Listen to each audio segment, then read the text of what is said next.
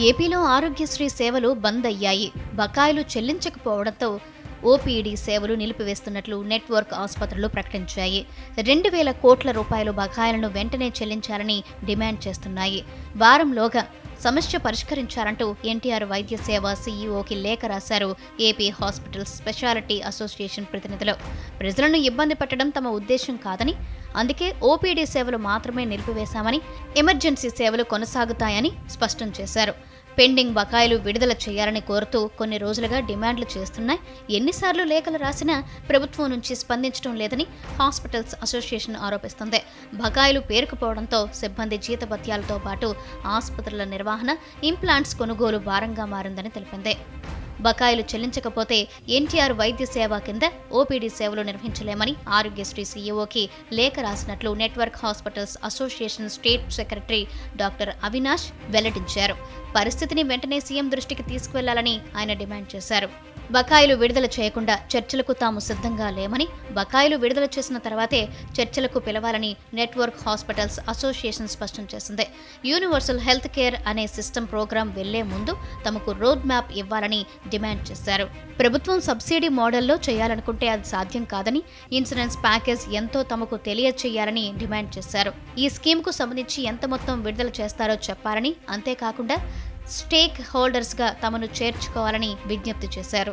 ఈ ఏడాది ఏప్రిల్లో కూడా ఏపీ నెట్వర్క్ హాస్పిటల్స్ బంద్ ప్రకటించాయి. బకాయిలు చెల్లించాలని డిమాండ్ చేశాయి.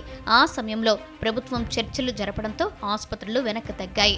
ఇప్పుడు మరోసారి బంద్ నిర్ణయం తీసుకున్నాయి నెట్వర్క్ ఆసుపత్రులు. మరోవైపు బీమా కంపెనీల భాగస్వామ్యంతో వైద్య సేవలు అందించాలని ప్రభుత్వం భావిస్తోంది.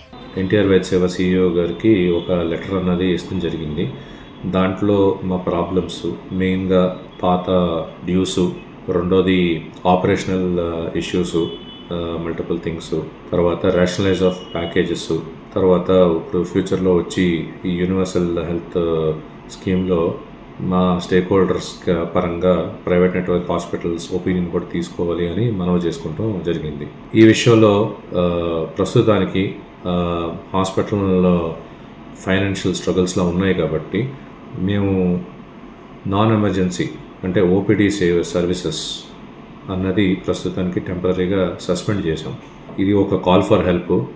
మా మనవి ఏంటి అంటే ఇది సీఎంగా దృష్టిలోకి తీసుకెళ్ళాలి అండ్ ఖచ్చితంగా కూడా ఆయన మాకు అండగా ఉంటారు అండ్ తొందరగా ఈ ప్రాబ్లమ్స్ నుంచి బయటికి తీసుకొస్తారు, హాస్పిటల్ సపోర్ట్ చేస్తారు అన్న ఆశ మాకు ఉంది. ఈ ఓపీడీ సర్వీసెస్ ఆపుతం వల్ల ప్రజలకి ఏమైనా ఇబ్బంది కలిగిస్తే హాస్పిటల్స్ వైపు నుంచి మమ్మల్ని ఎక్స్క్యూజ్ చేయాలని చెప్పేసి మేము రిక్వెస్ట్ చేస్తున్నాం.